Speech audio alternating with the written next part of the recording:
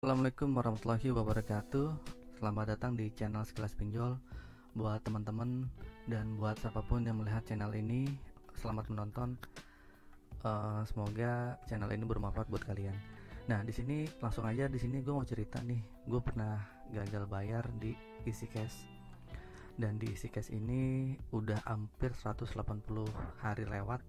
Berarti kalau sekarang udah hampir dari bulan Oktober. Nah, Oktober 2021, hitungnya berarti udah 200 hari lebih ya, gitu kan. Coba kita lihat yang langsung di aplikasinya. Dan buat teman-teman, kalau yang pernah gagal bayar di aplikasi ini, tolong komen ya, gitu. Gue mau bagi pengalaman gue, sharing pengalaman gue. Nah, lo bayangin aja tuh, tagihan gue di sini hampir 16 juta 244.550. Telatnya udah 230 hari. Nah, di sini gua itu minjemnya, gue mau cerita ya, gue sebenarnya kecelek. Awalnya gue pikir ini periodenya 8 kali, ya berarti 8 bulan. Nggak taunya dalam sebulan itu lu harus nyicil 2 kali. Jadi dalam seminggu itu dalam 2 minggu jadi dalam 2 minggu temponya lu harus nyicil lagi. Sebulan itu 2 kali. Nah, akhirnya nih lu lihat dari awal nih, pertama kali nyicil itu gue bayar satu kalinya doang ya, tanggal 28 dengan total cicilan 1.700.000. Nah, sebelumnya berapa sih gue cicilan gue, pinjaman gue maksudnya gitu. Pinjamannya adalah cuman 9 juta. Pinjaman 9 juta yang diterima itu 8.100.000. Karena di situ ada biaya lanan 900, dan gue nggak tahu nih perinciannya gimana, dan gue harus ngebalikin 13 juta dengan periode 8 kali. Nah, gue pinjamannya 9 juta, terus tenornya 120 hari. Nah, di sini yang nggak gue lihat, gue lihat ya periode cicilan 8, dipikirnya 8 bulan 8 kali. Nggak taunya dalam sebulan 2 kali. Lo bayangin, sebulan 2 kali ya berarti 2 minggu sekali. Gue harus bayar nih 1.700.000 2 kali. Nah, pusing tuh di situ. Akhirnya gue sebenarnya ini bukan pertama kali gue gagal bayar di sini ya. Gue ada beberapa aplikasi. Nanti buat video-video selanjutnya nanti gue kasih tahu. Gue lebih dari 10 aplikasi gagal bayar. Nah, 10 aplikasi ini mungkin lebih ya, ntar gue juga mau, ntar gue hitung-hitung ada 10 yang OJK, yang resmi OJK, dan satunya tuh ilegal. Tapi saat gue main ilegal, gue tuh udah tahu gitu. Dan beberapa itu yang semi ilegal gitu. Maksudnya udah tahu gue cara mainnya gimana, dengan pakai kontak fake dan sebagainya lah, amunisi pinjol yang banyak di YouTube lain cari. Nah, balik lagi ke sini, tagihan gue itu 16 juta. Jadi jadi awal gue bayar, terus gue udah nih, terus ini bunga-bunganya nih semakin naik, makin naik, semakin naik, semakin naik, gitu kan.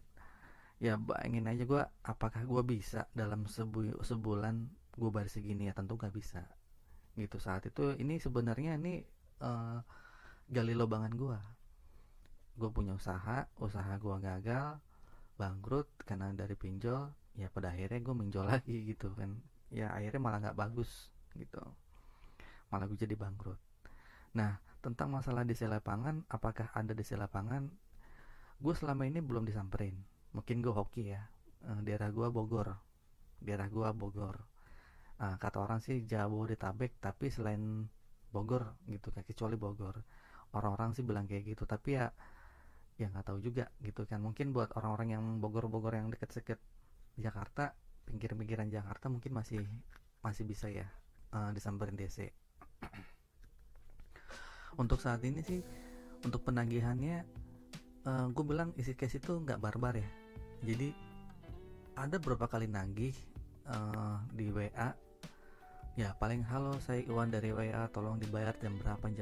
Ya udah, terus besok sama namanya siapa, namanya si Fitri lah apa gimana gitu, dia mengingatkan kalau kita suruh bayar, tapi nggak nyampe kayak ngancem-ngancem pakai nama-nama saya Beta, saya John dan sebagainya gitu, nggak gitu kan. Nah, apa namanya, apakah gue respon? Pertanyaannya, gue sama sekali nggak respon. Gue males, walaupun ada orang bilang mendingan lu respon aja, mendingan lu biar nggak diituin gitu kan, biar nggak di telepon mulu atau di WA mulu, ya sama aja sih. Lu mau respon atau lu mau nggak respon pun sama aja menurut gue, itu menurut gue. Jadi bahkan teori gue, kalau nggak respon lu cuekin, bahkan lu ganti nomor atau lu apain gitu kan, lu diemin, ya hidup lu akan lebih tenang menurut gue ya gitu kan. Dan gue juga ini menurut kata orang juga gitu, ya ternyata emang terbukti iya. Saat itu gue cuekin, ya udah akhirnya selama sebulan dan 2 bulan ya nggak ada tagihan lagi sama sekali. Nomor gue sih nggak gue aktifin juga gitu kan, tapi nomor WA itu aktif. Jadi nomor untuk seluler, gue punya 2 kartu kan gitu dalam handphone. Satu nomor seluler itu gue GSM nya gue matiin, gue nonaktifin, tapi nomor WA tetap masih sama. Jadi nagihnya tetap ke situ, dan gue nggak ngetik kartu nomor WA. Dan terbukti emang nggak ada WA yang masuk untuk menagih lagi selama 200 hari ini lebih gitu. Terus apakah gue gelisah? Ya dibilang gelisah ya pastilah gitu kan, karena hutang gue nggak di sini. Hutang gue juga banyak nggak di sini gitu kan. Terus kenapa lo nggak bayar? Gue belum mampu gitu kan. Ini gali lobangan gue. Awalnya gue ngutang tuh cuman seberapa, tapi pada akhirnya gue ngutang lagi. Jadi gue ingatin ya teman-teman deh, jangan sampai kalau lu punya pinjol lu diem, lu stuck dan lu jangan minjem lagi. Saat lu nggak kepepet, lu diemin aja. Atau terserah lu misalnya mau ditagih ya boleh. Kalau nggak kalau mau ditagih ya tinggal lu respon. Kalau nggak ditagih ya, kalau misalnya ditagih pun mau respon ya terserah gitu kan. Tapi gue ngingetin lu jangan gali lubang lagi, karena itu nanti lu akan dapat masalah perkara-perkara baru lagi. Kalau lu pengen nutupin lubang itu, lu pinjem ke saudara deh. Kalau saudara nggak ada, ke teman gitu kan. Kalau nggak ada, lu coba jual barang-barang lu dulu deh gitu kan, dan lu stop dan lu berhenti di situ.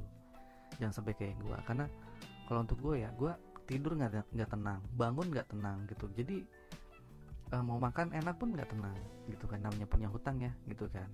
Terus lu gimana bang buat lunasin hutang ini?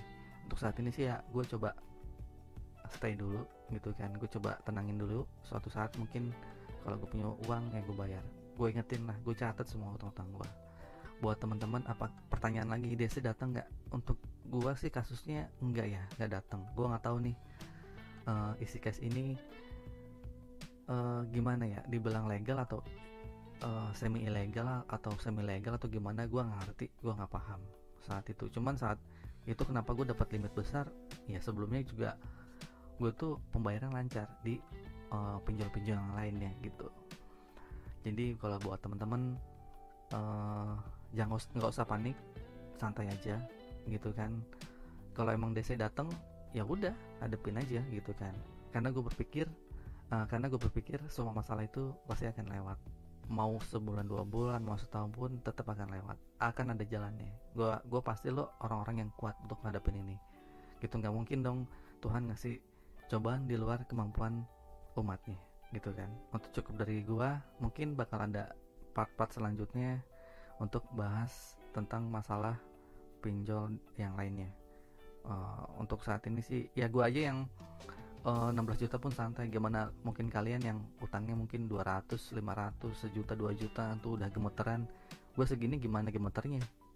Tapi ya mungkin gue beruntung belum ada DC yang datang.